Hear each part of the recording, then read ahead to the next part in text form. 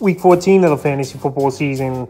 And here's a few tight ends I have as sleepers this week. The first guy, Noah Fant of the Seattle Seahawks. And Noah Fant, the last couple weeks here, he's starting to get things going.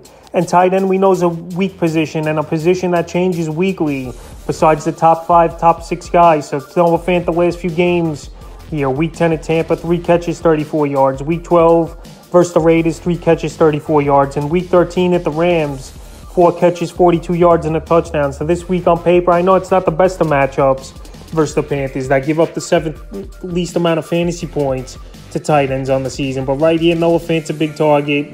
A lot of people had high hopes for him, obviously, in Denver the last few seasons. And obviously the Seahawks liked him, that they got him back as well, besides the draft picks and the Russell Wilson deal. So right now available in 73% of fantasy leagues. He's a tight end that can make some plays.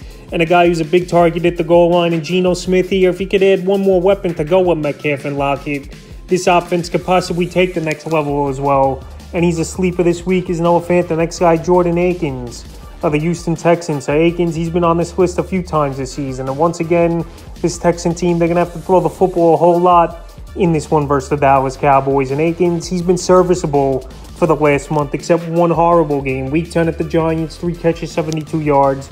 Week 11 versus the Commanders, 2 catches, 8 yards. Week 12 at the Dolphins, 5 catches, 61 yards, a touchdown, a fumble loss.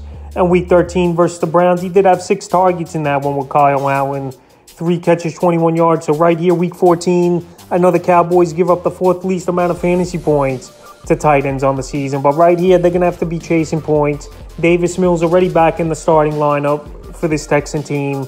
And he had a decent chemistry with Jordan Akins. So Akins available 99% of fantasy leagues. And the third and final tight end I have as a sleeper this week's Cade Otton of the Tampa Bay Buccaneers. So right now, I think Cade Otton should play more snaps than Cameron Brate. He's a target in the red zone and a guy who had a very good college football career. Obviously, I know that don't always translate to the NFL, but he's definitely a guy that can make plays in the end zone. We saw it last week versus New Orleans in crunch time, and he finished with a decent ball game. So the last few games here for Otton, Week 9 versus the Rams, 5 catches, 68 yards, a touchdown.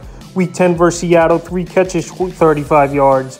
Week 11, the bye. Week 12, a goose egg. And then Week 13 versus New Orleans, 6 catches, 28 yards, and a touchdown. So this week here, tough matchup, no doubt about it, at the 49ers here that give up the least amount of fantasy points to tight ends on the season. But Cade Otton's a big target, like I said.